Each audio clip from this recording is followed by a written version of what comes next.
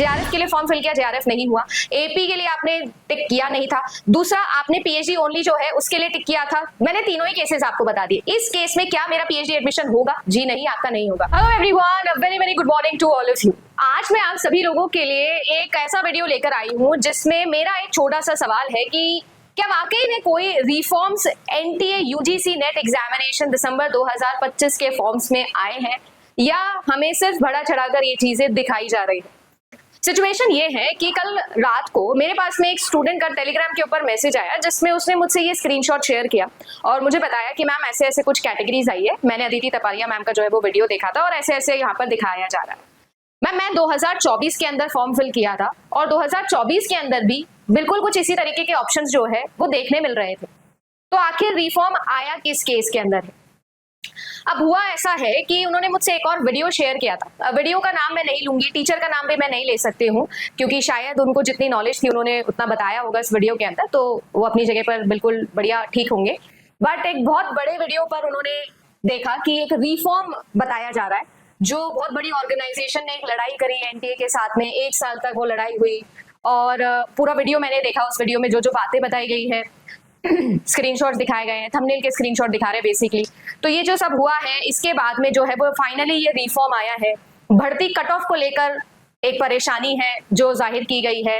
एक रिक्वेस्ट भी की गई कि मैक्सिमम शेयर किया जाए और सब बच्चों को ये बोला जाए कि वो अगर ऑलरेडी नेट क्वालिफाई हैं तो वो एपी के लिए जो है वो टिक ना करे, राइट। ऐसी बहुत सारे बड़े बड़े क्लेम्स हैं जो हमारे सामने आए हैं। अब ऑब्वियस ही बात है कि एज अ टीचर ये हमारी रिस्पॉन्सिबिलिटी होती है कि किसी भी एक स्टूडेंट का डाउट सॉल्व किया जाए। अब डाउट ये है कि क्या वाकई में अगर मेरा ऑलरेडी नेट क्वालिफाई हो चुका है या मैं ऑलरेडी क्वालिफाइड कैंडिडेट हूं तो क्या मुझे ये फॉर्म नहीं फिल करना चाहिए? क्या मुझे एपी टिक नहीं करना चाहिए? क्या मुझे पीएचडी ओनली टिक नहीं करना चाहिए? या जो भी है, कौन सा ऑप्शन मुझे चूज करना चाहिए? या वाकई में सवाल रियल ये है कि रिफॉर्म आया भी है या सिर्फ दिखाया जा रहा है? एक कहावत है जो आपने सुनी होगी कि आधा अधूरा ज्ञान हमेशा हानिकारक होता है। और मैं इस वीडियो के माध्यम से स्टार्टिंग में ही एक चीज बहुत क्लियर कर देना चाहती हूँ। मैं रिसर्च एप्टीट्यूड पढ़ाती हूँ और मैं उसमें हमेशा बताती हूँ that validity is more important than credibility. अगर वाकई में ऐसे रिफॉर्म्स आए हैं तो क्या आपको लगता है कि एनटीए या यूजीसी नेट जैसे बड़ी ऑर्गेनाइजेशन, सरकारी ऑर्गेनाइजेशन इतनी केयरलेस हो सकती है कि वो अपने पूरे के पूरे लगभग 90 पेज या 80 पेज के इन्फॉर्मेशन ब्रोशर में एक बार भी इस रिफॉर्म को मेंशन नहीं करेगी? अगर वाकई में उसने किसी ऑर्गेनाइजेशन की बात सुन के, किसी इंस्टीट्यूशन की बात सुन के अपने फॉर्म में चेंजेस किए हैं, रिफॉर्म्स किए हैं, तो क्या आपको लगता है कि वो अपने इन्फॉर्मेशन ब्रोशर में वो नहीं बताते? आपको ऐसा लगता है कि क्या उसको लेकर धर्मेंद्र प्रधान जी जो है हमारे ऑनरेबल जो एजुकेशन मिनिस्टर है वो ट्वीट नहीं करते? या कुछ भी अगर ऐसा बड़ा रिफॉर्म होता तो क्या आपको नहीं लगता है कि उस चीज का मेंशनिंग बकायदा ऑफिशियल के द्वारा आता? सो अगर हमें वीडियो बनाना है तो मैं बस यही चाहूंगी कि मुझे बस इतना पता है कि प्रॉपर रिसर्च करके, जब तक आपको पूरी चीज की नॉलेज ना हो, हमें बड़े बड़े क्लेम्स नहीं करने चाहिए, बड़ी बड़ी बातें नहीं करनी चाहिए। आप जानते हैं कि मैं आप ही से बात कर रही हूँ और मैं आपको ये बताना चाहूंगी एज अ टीचर हमारी रिस्पॉन्सिबिलिटी है कि हमें नहीं पता है तो हम कुछ ना बोले, बट अगर हमें आधी अधूरी चीजें पता है तो हम मिसलीड ना करें बिना प्रॉपर चीजों के चेक किए, बिना रिसर्च किए। अब हो सकता है कि मैं पूरी तरीके से सही नहीं बोल पाऊंगी, पर जो भी मैंने देखा है, प्रत्यक्ष को प्रमाण की आवश्यकता नहीं होती है। मैं आप लोगों को बता देती हूँ कि एक्चुअल में आपको फॉर्म भरना है कि नहीं भरना है। ना मेरी कोई लड़ाई है किसी से, ना मेरा कोई कंपटीशन है, मेरा तो कोई टच भी नहीं है। ना मैं किसी से फोन पे बात करती हूँ, ना मैं किसी का फोन उठाती हूँ, मैं किसी से कोई डिस्कशन नहीं करती हूँ। बस मेरा एक ही लोग से डिस्कशन होता है, मेरे पास एक ही मार्केटिंग टीम है और वो है आप स्टूडेंट्स। मेरा काम बस इतना है कि कोई भी स्टूडेंट जो ये वीडियो देख रहा है वो ये क्लियर कर ले कि मिसलीड होकर अगर आपने ये फॉर्म फिलिंग में वो गलती कर ली जो आपको बताई जा रही है करने के लिए, तो अगला 1 साल आपका कैसे वेस्ट हो सकता है और किस तरीके से आप 1 साल के बाद में रियलाइज करोगे कि शायद मैंने एक बहुत बड़ी गलती कर दी किसी पर ब्लाइंड ट्रस्ट करके। तो ना मुझ पर ना किसी और पर कोई ब्लाइंड ट्रस्ट मत करिएगा, सेफर साइड लेकर काम करिएगा। लीप ऑफ फेथ वहीं लिया जाता है जहां पर आपको लीप ऑफ फेथ लेने का पूरा अजम्पशन कैलकुलेटेड होता है। अब मैं आप लोगों को लेके चलती हूँ हमारे उस टॉपिक पर जिस टॉपिक पर इतना हवा क्रिएट किया जाए। अब सीन ऐसा है कि आपके पास में जो है, जब आप इस बार फॉर्म भरोगे ना तो आपको ये 3 कैटेगरीज दिखाई जाएगी, उसके नीचे कैप्चा दिखाया जाएगा। ये बताया जा रहा है कि ये किया गया है इस बार चेंज। तो मैं आप लोगों को थोड़ा सा दिखाना चाहती हूँ प्रत्यक्ष और प्रमाण। जून 2024 सेम चीज रेड में लिखी हुई है, please select apply for assistant professor, JRF, PhD only. जब से ये 3 कैटेगरीज बनी है तभी से ये आ रहा है। रिफॉर्म सिर्फ एक चीज में आया है कि नीचे अभी चॉइस ऑफ सब्जेक्ट नहीं आया है, कैप्चा आ गया है। मैं माफी चाहूंगी अगर सरकास्टिक हूं तो, बट अब क्या कर सकती हूँ कि मैं बता रही हूँ। रिफॉर्म एक जो आया है रिफॉर्म नहीं बोलूंगी, माफ कीजिएगा, चेंज जो एक आया है वो ये है कि पहले जब आप एक को सिलेक्ट करो, जैसे जेआरएफ को सिलेक्ट करो तो ऑटो सिलेक्ट हो जाते होंगे शायद, मेरे को पता नहीं क्योंकि मैंने फॉर्म नहीं भरा था ये वाला, बच्चे का ये बोलना है और वीडियो में भी ये बताया गया है कि टिक करने पर चेंज आ गया है। ये भी रिक्वेस्ट की जा रही है कि अब जो है वो आप जो है असिस्टेंट प्रोफेसर, अगर नेट के लिए ऑलरेडी क्वालिफाई हो गए तो बार बार आप प्लीज नेट के लिए फॉर्म ना भरे और नए बच्चों को ट्राई करें, किसी की सीट ना खाएं। बिल्कुल सही बात है, किसी की सीट हमें नहीं खानी चाहिए, बट मेरा सवाल ये है, वीडियो में जो बोला गया उनसे भी मेरा ये सवाल है, आप बच्चों से भी मेरा ये सवाल है, आप मुझे एक सिचुएशन बताइएगा कि कोई एक स्टूडेंट है जो नेट क्वालिफाई कर लेता है और वो क्या करता है, जेआरएफ के लिए दूसरी बार फॉर्म फिल करना चाहता है। इमेजिन करिए कि उसने वो वीडियो देखकर सिर्फ जेआरएफ पर सिलेक्शन किया, असिस्टेंट प्रोफेसर वाला उसने सिलेक्ट नहीं किया जोश जोश के अंदर कि नहीं नहीं मैं किसी की सीट नहीं खाऊंगा। बिल्कुल सही बात है, आप ऑनेस्टी पे चल रहे हो। अब आप पीएचडी एडमिशन के लिए जाते हो, मान लीजिए कि उस साल आपका जेआरएफ नहीं होता है, गॉड्स फॉरबिड आपका जेआरएफ नहीं होता है, बट आपके पास जो है, आपको ऐसा लग रहा है कि आपके पास में जो है वो नेट का सर्टिफिकेट तो है, बट आपको ये पता होना चाहिए कि आपके पास में अगर आप पीएचडी एडमिशन के लिए जाते हो तो जो ये नेट है ये भी सिर्फ एक ही साल के लिए वैलिड है। कैटेगरी 2 और कैटेगरी 3 दोनों एक ही साल के लिए वैलिड होने वाला है, चाहे पीएचडी ओनली हो चाहे असिस्टेंट प्रोफेसर हो।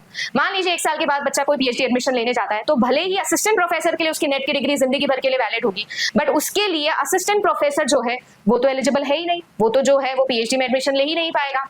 आप ये कहते हो कि नहीं मैम इसका एक सोल्यूशन है, हम जेआरएफ और पीएचडी ओनली दोनों सिलेक्ट कर लेते हैं। बिल्कुल सही बात है। अब मैं आपको ये बोलूंगी कि ऐसी बहुत सारी यूनिवर्सिटीज है जिसके अंदर पीएचडी ओनली कैटेगरी को तो माना ही नहीं मान रहा है। अभी दिल्ली यूनिवर्सिटी का केस मैंने आपसे डिस्कस किया था कुछ दिनों पहले जब मैं रिसर्च की पेड क्लास ले रही थी, कि दिल्ली यूनिवर्सिटी के अंदर एक स्टूडेंट थी, ऑफलाइन में बैठी हुई थी, वो उसने मुझे बताया मैम मैं इंटरव्यू के लिए गई, मेरा पीएचडी ओनली क्वालिफाई हुआ था बट मेरे को कोई वैलिडिटी नहीं मिली उस चीज की, ना मुझे कोई क्रेडिबिलिटी मिली। मुझे तो उन्होंने बोला साफ साफ कि नहीं हम सिर्फ जो है वो पीएचडी ओनली को हम मानते ही नहीं है कुछ भी।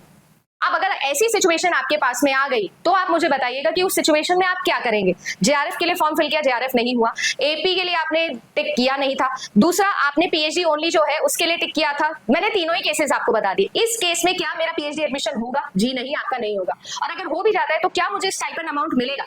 आईसीएसएसआर जैसी बहुत सारी ऐसी आप लोगों की बड़ी बड़ी स्कॉलरशिप है जो पीएचडी ओनली कैटेगरी को तो मेंशन भी नहीं करती है, वो नेट क्वालिफिकेशन को मेंशन करती है। अगर पीएचडी एडमिशन के लिए नेट क्वालिफिकेशन भी 1 साल के लिए वैलिड है और क्योंकि मैंने यहाँ पर इसे टिक नहीं किया तो मेरा पीएचडी एडमिशन कैसे होने वाला है? मेरा कहना बस इतना है। हो सकता है कि कोई और वे आउट होता होगा, मुझे अभी समझ नहीं आ रहा है, आप जरूर कमेंट सेक्शन में बताना। बट इस केस में क्या करोगे?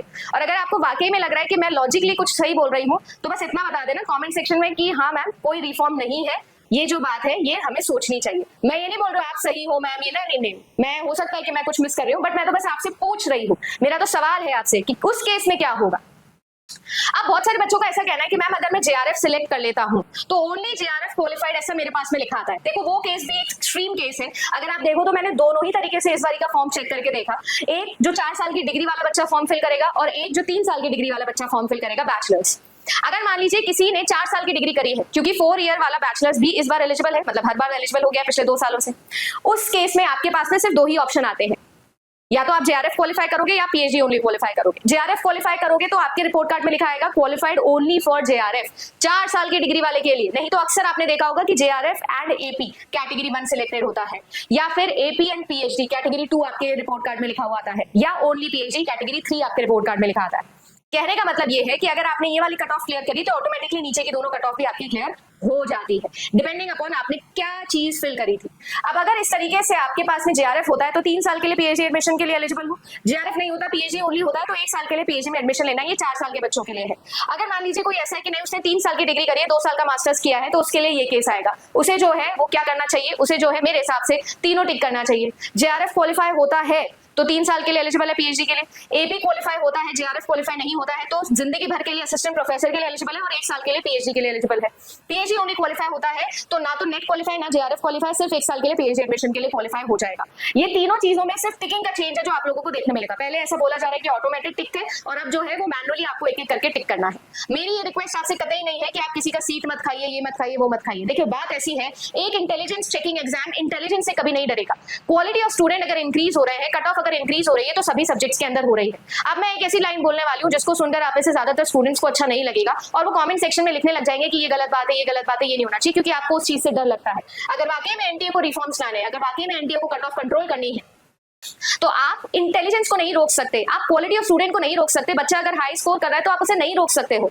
बात यहाँ पर सिर्फ और सिर्फ नेगेटिव मार्किंग में आएगी। कोई भी ऐसा सरकारी एग्जाम जिसमें डायरेक्टली जॉब लगती है, उन सभी में मैक्सिमम आपकी नेगेटिव मार्किंग होती है। उसका एक बेसिक रीजन यही होता है कि ताकि वो कट ऑफ को कंट्रोल कर सके। और जिस हिसाब से कट ऑफ हाई जा रही है, ये दिन दूर नहीं है जब ऐसा भी आ जाएगा कि यूजीसी नेट एग्जामिनेशन में भी हो सकता है नेगेटिव मार्किंग आ जाए। मेरे हिसाब से ये गलत डिसीजन नहीं होगा। हो सकता है कि आप में से कुछ लोगों को ये अच्छा ना लगे, बट अच्छा लगने की बात नहीं है बच्चे, आपको खुद समझना पड़ेगा। वी कांट जज समवन क्वालिटी वाइज। हम इंटेलिजेंस को नेग्लेक्ट नहीं कर सकते, हम इंटेलिजेंस को रोक नहीं सकते। इंटेलिजेंस चेकिंग एग्जामिनेशन के अंदर कट ऑफ हाई अगर जा रही है तो सभी सब्जेक्ट में जा रही है, ये ट्रेंड है। अवेयरनेस ऑफ दिस एग्जामिनेशन की वजह से कट ऑफ जा रही है, लेवल ऑफ द क्वेश्चन की वजह से कट ऑफ हाई जा रही है। अगर आपके सब्जेक्ट में कट ऑफ बहुत ज्यादा ही अनबियरेबली हाई जा रही है तो आप प्लीज अपने सब्जेक्ट नेम को थंबनेल में मेंशन करके इस तरीके से रिक्वेस्ट करिए कि बच्चे आप जो एपी क्वालिफाई करें प्लीज एपी ना बने। आप जनरलाइज ना करें इस चीज को, हर बच्चे को मत बोले ये चीज, क्योंकि अगर ऐसा होता है तो वो बच्चा जो पीएचडी एडमिशन लेना चाहता है 1 साल में या 1 साल के बाद, वो क्या करेगा? आप बोलोगे कि मैम मेरे पास पिछला नेट तो है ना, मैं तो पिछला नेट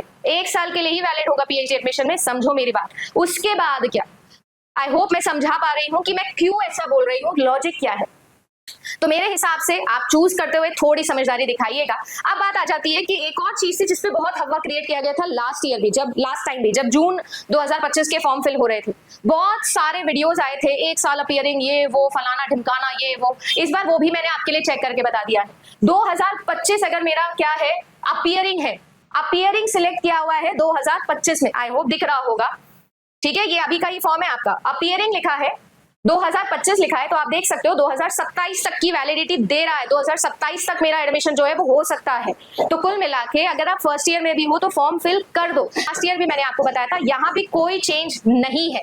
हाँ, उन बच्चों को मैंने जरूर फॉर्म भरने से बोला कि भाई अगर तू फर्स्ट सेमेस्टर में तो मत भर, इसलिए नहीं कि एलिजिबल नहीं हो, इसीलिए कि आप वाकई में सिलेबस वाइज एलिजिबल नहीं हो। फर्स्ट सेमेस्टर में हो, अभी शुरुआती करिए, जुलाई में एडमिशन लिया है, आपने वो सारी चीजें पढ़ी नहीं है जो आपके इस एग्जाम में आती है, तो क्यों अपने आप को जबरदस्ती डिमोटिवेट कर रहे हो? बस ये मैंने आपको जरूर बोला है। आपको अगर समझ में आया तो अच्छी बात है। अगर आपको ऐसा लगता है कि नहीं नहीं आप नहीं मैम वो सही है, अच्छा है वो, क्योंकि हमको अच्छा लग रहा है, वो भी ठीक है, कोई बात नहीं है। मैं यहाँ पर सही गलत की लड़ाई नहीं कर रही हूँ, ना अच्छे बुरे की लड़ाई कर रही हूँ। एक स्टूडेंट ने जब मुझसे डाउट पूछा है, और मेरे पास शॉर्ट्स के नीचे भी आप देखो ना, तो बच्चा कह रहा है मैम ओनली जेआरएफ करूंगा तो नेट नहीं होगा क्या, ये नहीं होगा क्या? आपके मन में ये डाउट चल रहा है, और बस वही बात होती है कि जो दिखता है वही बिकता है। आपके ही उस डाउट को क्रिएट करके जबरदस्ती ओवर थिंकिंग एनालिसिस की वजह से ये सारी चीजें हो जाएगी। Please try to keep things very very simple. I hope कि जो मैं बोल रही हूँ वो मैं आपको समझा पा रही हूँ। बाकी आपकी इच्छा है, मैंने आपको सारे प्रूफ्स दिखा दिए हैं। 2024 में कैसा फॉर्म दिखता था, 2025 में क्या रिफॉर्म, सो कॉल्ड रिफॉर्म्स के बाद कैसा फॉर्म दिखता है, क्या चेंजेस हैं। अगर टिक करने में चेंजेस है तो भाई मैं कुछ नहीं कर सकती हूँ, but I will not call this a reform. Reform तो नहीं है, आप मैनुअली सिलेक्ट कर सकते हो, यहाँ पर भी आप वही करते थे।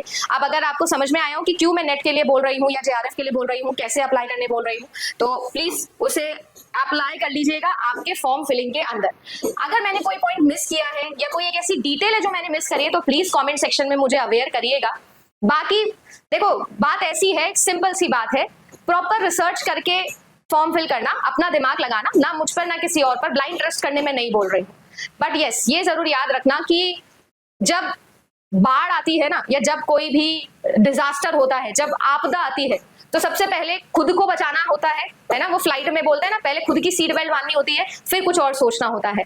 तो उम्मीद करूंगी कि ये चीज आपको मैं समझा पा रही होंगी कि क्या सिचुएशन है, कैसी सिचुएशन है, ठीक है। और बाकी तो मैं यही बोलूंगी कि YouTube है, फ्रीडम ऑफ स्पीच है, वीडियोस बन रहे हैं, फिर भी मुझे लगता है it's a shameful act. Misleading चीजें नहीं होनी चाहिए, but any which ways you can stop anyone. But मैं सिर्फ स्टूडेंट को एज अ टीचर ये गाइड करना चाहूंगी, थोड़ा सा सेल्फ अवेयर हो। आप सभी लोग बच्चे नहीं हो, समझो क्या बोला जा रहा है। आप ब्रेन वॉश वाली उम्र में नहीं हो, तो क्यों ब्रेन वॉश हो रहे हो?